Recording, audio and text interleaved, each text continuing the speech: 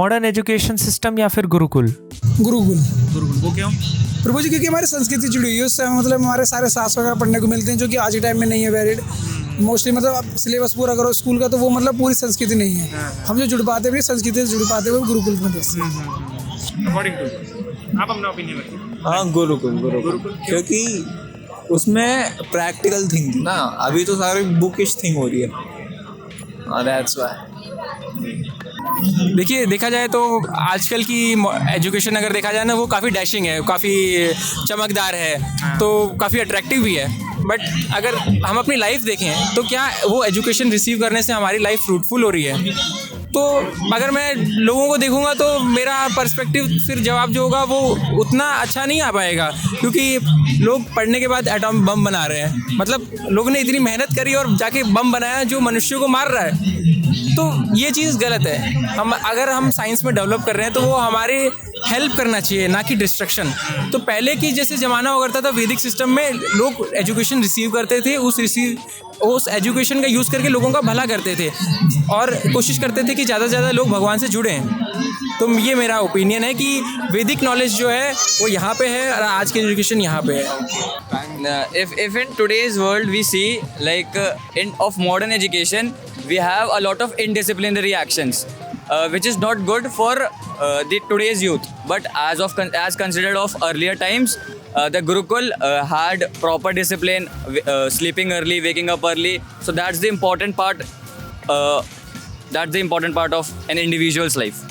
वैदिक गुरुकुल क्योंकि मैं बताऊं, मॉडर्न स्कूल में मतलब एथिक्स है ना, ये सब कुछ बड़े स्कूलों में ऐसा सिखाया जाता होगा पर बच्चे उस हिसाब से चलते नहीं हैं।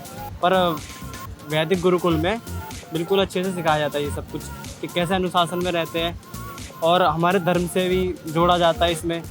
और जो मॉडर्न स्कूल है इसमें तो मुझे लगता कि धर्म से जोड़ा जाता होगा। मॉडर्न साइंस या फिर धर्म?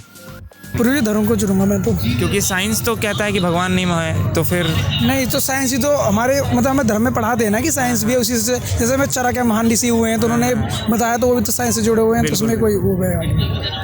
मेरे हिसाब से दोनों का बैलेंस लाइफ में इक्वली इम्पोर्टेंट है। हम लोग तो स्टूडेंट्स हैं, तो दोनों हमारे घर पे ये सिखाया जाता है सनातन, और स्कूल कॉलेजेस में साइंस, तो दोनों हम बैलेंस करके चलते हैं। बिल्कुल। लेकिन साइंस तो एक तरफ बिलीव करता है कि कोई गॉड नहीं है, ये क्रिएशन जो हुआ बिग बैंग और ये सब इनकी थ्योरीज होती हैं। चीज़ ये है कि एक कोई ना कोई फोर्स है, ये एक कोई ना कोई शक्ति है जो आपको सुबह उठ रहे हैं तो वो परमिट कर रही है कि आप उठ रहे हैं। ऐसे काफ़ी लोग हैं जो सुबह उठ नहीं पा रहे हैं। बिल्कुल। लेकिन अगर ईश्वर चाह रहा है तो आप सुबह उठ रहे हैं, ईश्वर चाह रहा है तो आप रोड पे सेफ्टी जा रहे हैं। एक है या नहीं है ये तो कोई नहीं जानता है, लेकिन एक बिलीफ है जो काफ़ी अच्छा लगता है, अंदर से एक पॉजिटिविटी देता है, एक शक्ति देता है इंसान को या किसी को भी, कि बुरे समय से बाहर निकालता है हमें। एक बिलीफ हम उस पर रखते हैं तो सारे काम तो हमारे हो जाते हैं। दोनों कैसे? साइंस भी ज़रूरी है, धर्म भी ज़रूरी है। थोड़ा इलैबोरेट कीजिए। अब टेक्नोलॉजिकल वर्ल्ड में रह रहे हैं, 19वीं सेंचुरी है, सॉरी 21वीं सेंचुरी। साइंस को भी निगलेक्ट नहीं कर सकते और धर्म को भी निगलेक्ट नहीं कर सकते। धर्म तो जीवन को जीना सिखाता है और जीवन कैसे आराम में बीते वो साइंस सिखाता है। पंखा नहीं होगा, माइक नहीं होगा तो इतने लोग थोड़ी आएंगे इधर। टेक्नोलॉजी के लिए साइंस ज़रूरी है, और बाकी भगवान लोग श्रद्धा है, मानते हैं कि परम तत्व की प्राप्ति के लिए भगवान जरूरी है, अपने आप को जानने के लिए भगवान जरूरी है। ओके, लेकिन साइंस में एक्चुअली कॉन्ट्राडिक्टरी ये होता है कि भगवान नहीं है, बिग बैंग थ्योरी है, ये सब फलानी साइंस की थ्योरी बनती बिगड़ती रहती है। पहले कुछ और थी, पहले गैलीलियो को लोगों ने जेल में डाल दिया था, उसने मतलब बहुत सारी थ्योरीज दी थी, लोग नहीं मानते थे, उसकी थ्योरी तो बिगड़ती बनती रहती है। लेकिन भगवान हैं, एग्जिस्ट करते हैं, वो किताबों में ढूंढने की ज़रूरत नहीं है, वो आप खुद महसूस कर लो। प्रकृति सबसे बड़ा एग्जाम्पल है। अब मेरे हिसाब से तो देखा जाए तो दोनों का इम्पोर्टेंस अपनी जगह अलग ही है, क्योंकि साइंस से ही हम लोग जो भी है अब हम लोग आगे बढ़ रहे हैं।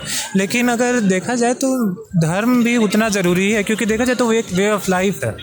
और साइंस तो हम लोग के साइंस और टेक्नोलॉजी तो आगे बढ़ेगी, उससे हम लोग सिविलाइजेशन प्रोग्रेस कर रहा है। अब उनको मिला के देखा जाए तो हम लोग देख सकते हैं कि साइंस, जैसे कि हम लोग के जो पुराने हिस्टोरिक टेम्पल्स थे वो सब साइंटिफिक प्लेसेस भी हुआ करते थे। तो इसी हिसाब से अगर हम लोग के पुराने जनरेशन, मतलब कि पुराने जो लोग थे वो लोग समझ नहीं पाए कि धर्म और साइंस में क्या कनेक्शन है, तब तो मेरे हिसाब से हमें भी अब समझ जाना चाहिए कि हिस्टोरिक से रिलेटेड ये सब में बहुत ज़्यादा वो रहते थे टेम्पल्स में। देखिए, साइंस है, साइंस विज्ञान और भक्ति और जो हमारे पौराणिक वो हैं, तो वो एक तरीके से ना हम समझते हैं कि हम अलग हैं, जबकि ना हम अगर पढ़ेंगे कि अभी टेक्स्ट आए हैं बहुत सारे, धीरे धीरे पास ऑन होने लगते हैं कि इतनी जो हम आज खोज कर रहे हैं ना वो एक समय पहले हो भी चुकी है, बस हमें ना अवेयरनेस नहीं है उस चीज़ के प्रति। ना हम संस्कृत जानते हैं, ना हमारी अवेयरनेस है कि उसके प्रति कि हम उन चीज़ों को पढ़ें। जब हम चीज़ों को पढ़ेंगे नहीं, अवेयरनेस नहीं है, तो हमें पता ही नहीं लगेगा। बाद में हमें कोई और आगे बताता है कि ये चीज़ें इतनी पहले थी, फिर हमें समझ में आता है अच्छा यार ऐसे थी, फिर हम उस चीज़ पर क्वेश्चन मार्क करते हैं। जबकि मैंने मेडिकल साइंस पढ़ी, होम्योपैथी, मैं एक होम्योपैथी डॉक्टर हूँ, मैं इंटर्नशिप चल गई है मेरी अभी। तो अगर मैं होम्योपैथी के कोई भी बेसिक सिद्धांतों को देखना तो आयुर्वेदा से ही रिजेंबल करते हैं। और आयुर्वेदा कहाँ से आया है? शास्त्रों से आया है। तो कहीं ना कहीं वो चीज़ें मिल जाती हैं। जी यही है कि एक स्वीट पॉइंट तो आपको मिलना ही चाहिए दोनों के बीच में। अब ये भी नहीं है कि साइंस के चक्कर में आप पूरा धर्म ही छोड़ दें, और ये भी नहीं है कि धर्म के चक्कर में आप बोल रहे हैं कि नहीं ये चीज़ें हो ही नहीं सकती। तो एक स्वीट पॉइंट तो आपको मिलना ही चाहिए कि जिस पे आप बोल सकें कि नहीं ये भी ज़रूरी है पर उसके साथ धर्म भी आपका ज़रूरी है। अब आप कोई भी चीज़ों को सीधा निगेट नहीं कर सकते ना। अब आप सीधा हिस्ट्री को ही अपने निगेट कर दे रहे हैं कि बोल रहे हैं कि ऐसे कैसे हो रहा है। तो एक आस्था एक धर्म भी होता है, तो दोनों चीज़ों को साथ लेके ही चलना चाहिए। देखिए ऐसा तो नहीं है कि मतलब कि देखा जाए तो कुछ ना कुछ डिवाइन तो है जिसके चक्कर में ये पूरा मतलब कि देखा जाए तो पूरी दुनिया चल रही है। जैसे न्यूक्लियस और एटम ये सब भी एक्चुअली आया क्यों, कहाँ से और क्यों ऐसा ये सब काम कर रहे हैं, कुछ इतना भी तो कुछ वैसा नहीं है तो बाकी सब जगह हो रहा है। तो इसलिए मेरे हिसाब से कुछ ना कुछ तो ज़रूर है डिवाइन फोर्स जिसकी वजह से ये सब हो रहा है। ऐसे तो मतलब कि कुछ हो नहीं सकता, इसलिए लास्ट में जाके इंटरलिंक साइंस और धर्म से हो ही जाता है। यही एक पॉइंट है जिससे हो जाता है, यही कहना है। ठीक है, थैंक यू प्रभु। और बस लास्ट क्वेश्चन, मैं तो साइंस मतलब साइंस का एक लिमिट है, बट सनातन धर्म एक बहुत मतलब इसमें कुछ लिमिट है ही नहीं जी, एंडलेस है, एंडलेस पॉइंट। तो मतलब कि हम देखते हैं साइंस में कहते हैं भगवान में बिलीव नहीं रखते, कोई भगवान नहीं है, थ्योरी बनाते हैं बिग बैंग थ्योरी और ना जाने कितनी थ्योरीज।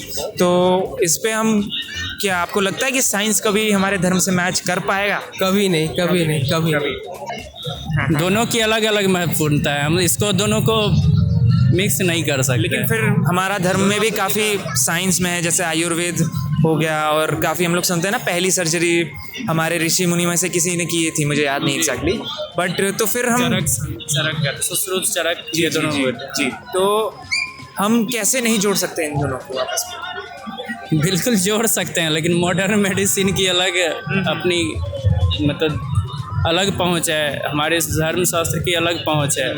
दोनों को एक नज़र से नहीं देख सकते।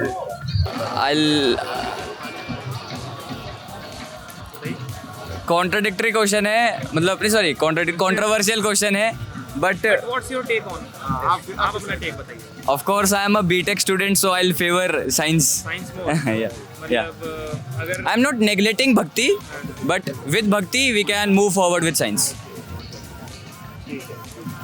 दोनों चीज़ें साथ में लेके चलेंगे तो मेरे ख्याल से तो हर सिक्के के दो पहलू होते हैं, देखने का अपना अपना नज़रिया होता है और हर एक विश्वास की बात है। अब अगर विश्वास करोगे तो सारी चीज़ें हैं, नहीं करोगे तो कुछ नहीं। क्या आप जातिवाद में विश्वास रखते हैं? मैं नहीं रखता जातिवाद में, बिल्कुल नहीं, बिल्कुल भी नहीं। क्या बात है? सर्वधर्म समभाव होना चाहिए। धर्म सबसे अच्छा है सनातन धर्म। ये इसका मतलब कि मोटो ये है कि बोलते हैं ना हमारा मतलब पूरा परिवार, मतलब पूरी पृथ्वी को हमारा परिवार है, वसुदेव कुटुंबकम। जी तो वो होना चाहिए। क्या बात है? नहीं जातिवाद तो हमारा अपब्रिंगिंग ऐसा है कि अगर मेरे पिताजी देख लेंगे कुछ भी ऐसा रेसिज्म जैसा करते हुए तो वो हमें स्कोल्ड करेंगे। इसके बियॉन्ड हमें दिखाएंगे कि ऐसा मत करो, या कभी कभी थप्पड़ भी पड़ा हुआ है हमें बचपन में, किसी को ये कह दो वो कह दो, तो ऐसा। तो अभी तो हमारा मेंटेलिटी एकदम ये है कि फ्रेंड सर्कल हमारा ऐसे है कि हमारे सब ये हैं, वो अब हमें कोई ये जातिवाद से प्रॉब्लम है नहीं। हिंदू राष्ट्र होना चाहिए और क्या। नहीं, लेकिन जातिवाद में आप क्या बिलीव रखते हैं? मेन सवाल ये है। जातिवाद में मेरे को इतना कुछ बिलीव नहीं है। नहीं, जातिवाद तो होता था किसी टाइम पे, जिस कुल में जिस युग में पैदा हुए। भगवान राम सूर्यवंशी थे, भगवान कृष्ण यदुवंशी थे, तो उनकी जो वो हैं पीढ़ियाँ, वो तो उसको मानती हैं, बट उसको नेगलेक्ट नहीं कर सकते। तो एग्जिस्ट कर रहा है, बट उसको ऐसे एम्फेसाइज नहीं करना चाहिए वो छोटा है वो बड़ा है। भगवान के सभी, अब ब्राह्मण को बोलते हैं, ब्राह्मण कौन है गीता के अकॉर्डिंग? जो ब्रह्म को जाने वो ब्राह्मण है। जो पंडित कौन है? पंडित वो है जो एक पद्धति को फॉलो करे, एक जो ट्यूटर्स, यू कैन से एक ट्यूटर हो। पहले ट्यूटर्स होते थे, टीचर्स होते थे पंडित। आजकल कौन है? आजकल तो सब इक्वल है, तो उसको इतना एम्फेसाइज नहीं करना चाहिए कि मतलब हाँ, आज भी हम देखते हैं कि कृष्ण के कुल के हैं, लेकिन काम दानव असुरों वाले हैं। तो जातिवाद में ऐसा तो मतलब जैसे अभी के टाइम चल रहा है उस हिसाब से बिलीव तो सबका कम हो रहा है, बट मैं रखता हूँ, मैं ब्राह्मण हूँ, मैं रखता हूँ। आप जातिवाद में रखते हैं? कैसे, मतलब क्यों? जातिवाद है मतलब मैं ब्राह्मण हूँ, और ऐसा नहीं मतलब पूरा तरीके से, क्योंकि अब पुराने ख्यालातों से ऊपर आ चुका हूँ, बट एक लिमिट तक कि भी जो चीज़ ब्राह्मण करेगा वो दूसरी जाति नहीं करना चाहिए। आजकल है कि जो ये देखो ब्राह्मण के प्रति मतलब ये है वो है, ऐसा है ऐसा, तो ऐसा मैं कुछ नहीं करता। मैं ब्राह्मण को, सबका अपना कर्तव्य है, वो कर्म उसको करने दो, सीधी बात। तो क्या मांस खाते हैं आप?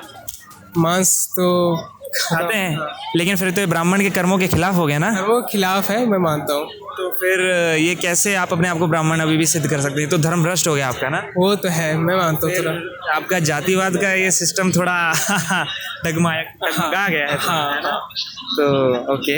हੱਸਦੇ ਚਿਹਰਿਆਂ ਦਾ ਮਤਲਬ ਇਹ ਨਹੀਂ ਹੁੰਦਾ ਕਿ ਉਹਨਾਂ ਨੂੰ ਕਦੇ ਕੋਈ ਤਕਲੀਫ नहीं ਹੁੰਦੀ। मानते तो बिल्कुल नहीं है, वैसे खुद ब्राह्मण है, लेकिन फिर भी मानते नहीं। जातिवाद तो नहीं होना चाहिए, क्योंकि लोग जनरली खासकर ब्राह्मण हो गया, थोड़े ऊंची जात के।